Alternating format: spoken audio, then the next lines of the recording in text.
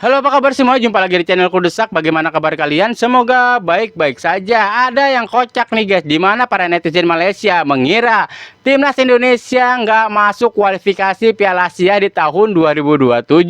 Ya, seperti biasa sebelum mulai videonya jangan lupa ditekan tombol subscribe sebagai tanda perkenalan. Langsung aja kita mulai videonya. Breaking news guys, kualifikasi Piala Asia 2027 di depan mata, ronde ketiga nih ya. Ini dia daftar tim yang akan bertanding di kualifikasi Piala Asia 2027 ronde ketiga. Tapi dilihat-lihat kok Indonesia tercinta ini kok nggak ada ya? Ini ada Malaysia, ini Timor Leste, ini ada Vietnam, ini ada Filipina, ada Thailand, ada Singapura, ada Myanmar. Tapi Indonesia kok nggak ada ya? Ini apa Indonesia nggak lolos ya? Aduh, gimana ya? Aduh, emang nasib deh Indonesia mainnya cuma di AFF. Di kualifikasi Piala Asia nggak ada. Gimana dong guys? Coba teman-teman yang tahu coba komentar dong, Indonesia di mana ya? Coba komen yuk, kita komen lah. Guys, let's go. Ini kita nak bawa Sombong korang banget nih, untuk guys. sama-sama kita borak macam mana peluang Malaysia untuk kelayakan Piala Asia 2027. Maklum semua, saya percaya semua dah tahu memang kita dah tersingkir daripada saingan kelayakan Piala Dunia 2026 selepas keputusan yang tak berapa memihak kepada kita. Namun perjuangan kita bukan setakat itu. Masih ada misi besar yang kita perlu teruskan, iaitu kita perlu melayakkan diri untuk Sukan Asia 2027. Kita baru saja mencatatkan sejarah pada Januari lalu layak ke Piala Asia di Qatar, dan kita seharusnya ambil peluang ini untuk secara regular selepas ini kita layak ke Piala Asia setiap edisi. So, bagaimana agaknya peluang kita untuk layak ke Piala Asia 2027? Untuk pengetahuan semua, ini adalah fakta untuk ketika ini, okey?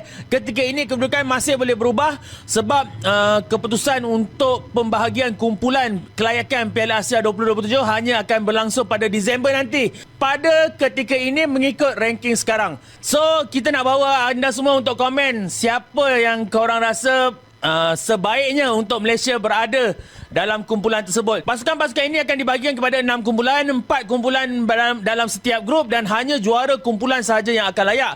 Jadi kalaulah dilihat pada pot ni, kalau tanya aku, pilihan aku of course kalau dari pot 1, aku harapkan India akan bersama kita lah. Sebab dalam kalangan pot 1 ni, boleh katakan semua pasukan yang ada di situ, kita tak ada rekod yang baik kecuali India. Sebab last kita jumpa India adalah pada Pesta Bola Merdeka 2023. Kita berjaya menewaskan India 4-2. Jadi tak mustahil untuk kita tewaskan India sekali lagi. Manakala untuk pot 2, iaitu diwakili pasukan Malaysia kita. Dan pot 3, kalaulah boleh aku nak pilih pasukan Bangladesh. Ingat lagi tak masa kita nak melayakkan diri dalam Piala Asia Qatar ni, Bangladesh ada dalam satu grup kita, dan di mana vibe yang dia bawa fan Bangladesh ketika berlawan dengan Malaysia di Stadium Bukit Jalil. Wow, aku rindukan vibe tu. Memang luar biasa. Fan dia ramai. Aku nak suasana tu. Dia dapatkan naikkan juga moral pasukan kita. Dan juga kalau boleh dalam pot 4, mungkin sebab ramai banyak pasukan Asia Tenggara di situ, kalau boleh biar Brunei lah.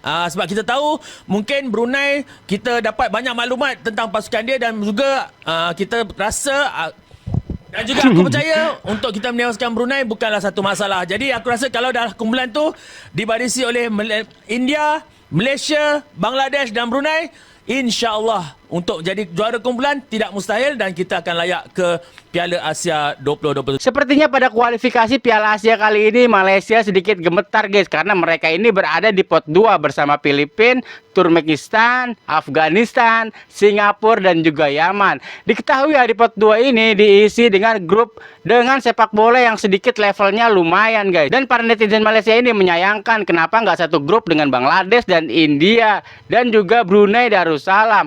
Mungkin mereka ini mengincar tim-tim yang berada di level bawah mereka. Nggak ada nama Indonesia ya di kualifikasi Piala Asia, Cok. Kok aneh banget ya, tumbenan Kan gitu udah ada lolos nama Indonesia. Oh iya, gue lupa ya. Kita kan langsung lolos, guys. Sombong banget. Berbeda ya, sekarang Indonesia sudah bisa disebut sebagai King ASEAN, Cok. Karena nggak perlu kualifikasi lagi untuk lolos Asia. Udah langsung lolos, kita mah berbeda dengan apa nih tuh, Thailand, Vietnam, Malaysia, Filipina, Singapura ya. Sekarang mereka di bawah kita bro.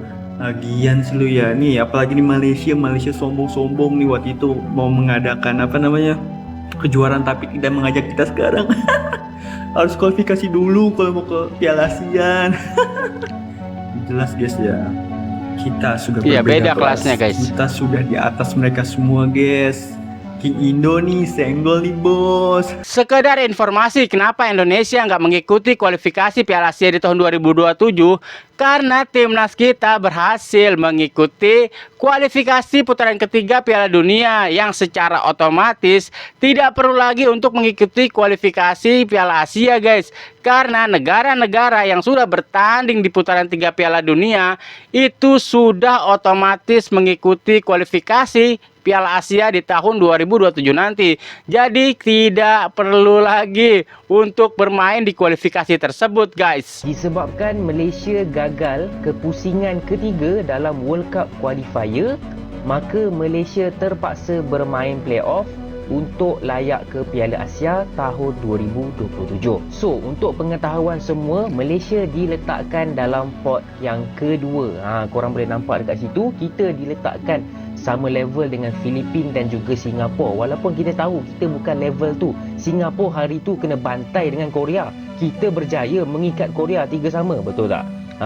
Dekat pot pertama kita ada Thailand, Syria, Vietnam, Lebanon dan juga India. Okey, cuma berita yang agak merisaukan untuk negara Malaysia, hanya juara grup sahaja yang akan layak ke Piala Asia. Sombong banget nih guys. Tak boleh tahu. Kena jadi juara grup. Okey, so kita mesti risau lah dekat negara-negara yang ada dekat pot yang pertama. Of course lah, kita target harap-harap dapat India ataupun Lebanon. Dapat India pun okey juga. Sebab kita tahu India ni dia bermusuh dengan Palestin.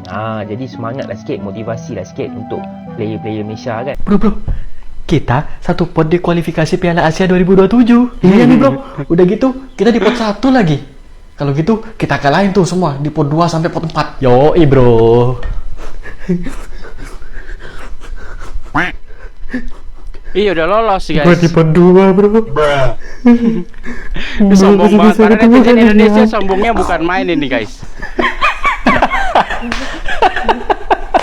Gua kalahin lu kalau ketemu.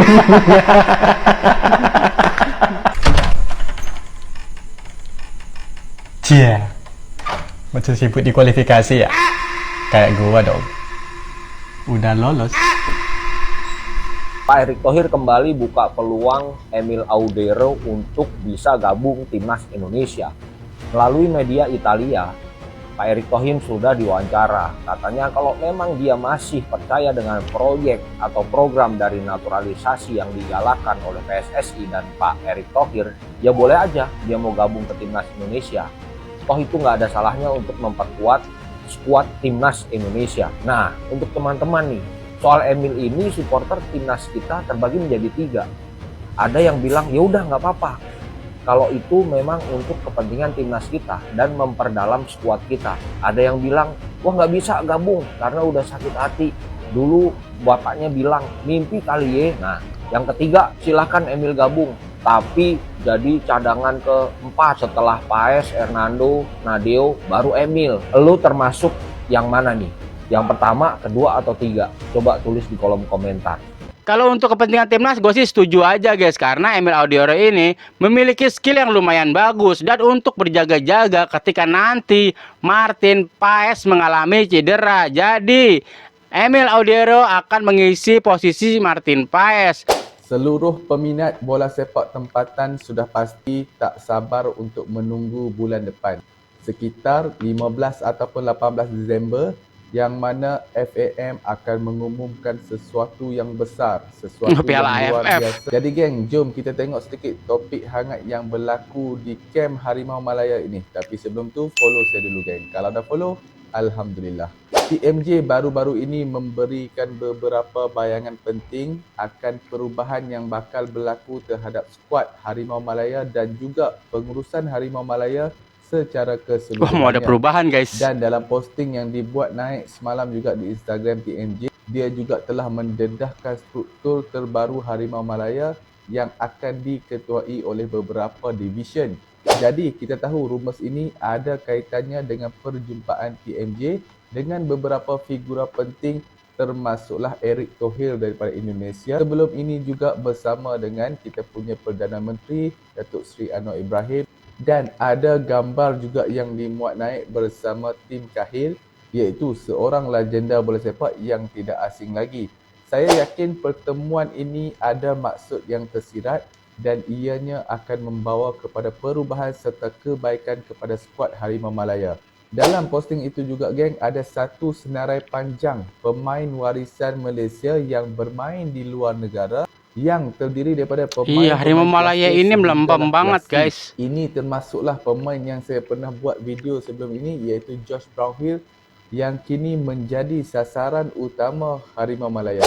Sekiranya perubahan ini berlaku di peringkat tertinggi FAM, saya yakin tak mustahil pemain-pemain walaupun berkelas A ini akan datang dan menyarung jersey Harimau Malaya. Apa-apa pun geng, kita tunggu 15 hari bulan Disember ini untuk berita gembira dan era kebangkitan Harimau Malaya.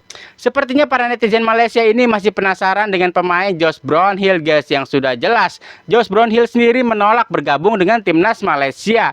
Ya namanya berharap tiada yang salah, tapi berharap jangan tinggi-tinggi, takutnya nanti kecewa.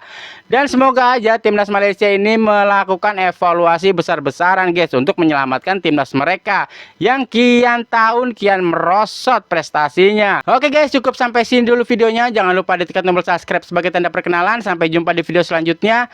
Assalamualaikum warahmatullahi wabarakatuh.